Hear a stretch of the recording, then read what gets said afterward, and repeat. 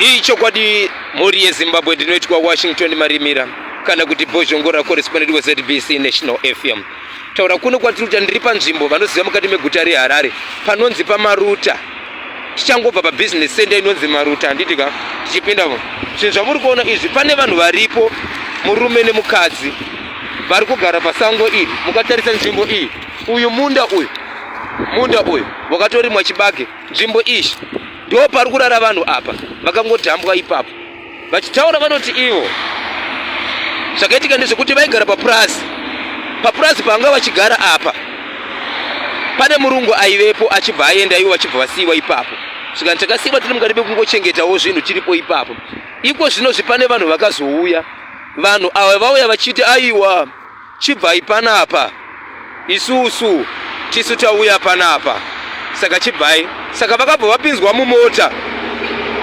mumota ndokubva vatakurwa ndokuzosiiwa panzvimbo inoyi.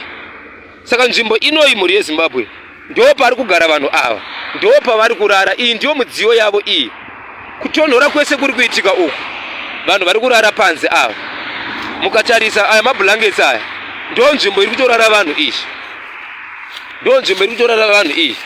Ava amai ava ndo vatoripo vanova mudzimai wepapo. Baba vatobudawo vaita sei vaenda kubasa. Apa vanga vari mukati mekutowacha.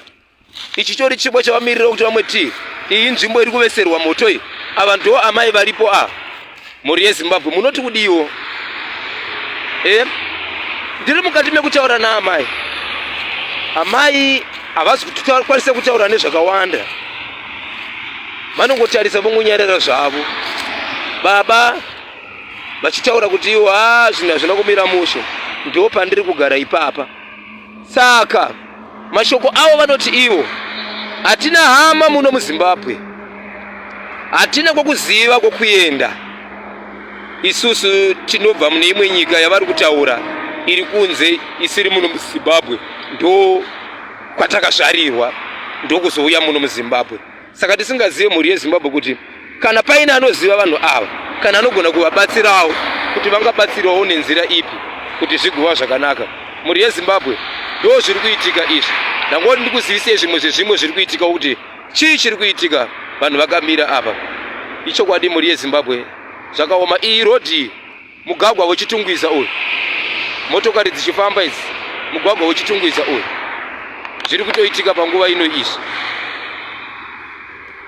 Icho kwadi ndangoti ndikuzivisei muri yeZimbabwe ndoti Washington Marimira kana kuti Bhozhongora correspondent wa ZBC National FM. Ndo zviri kuitika izvi, ndati ndo zviri kuitika izvi.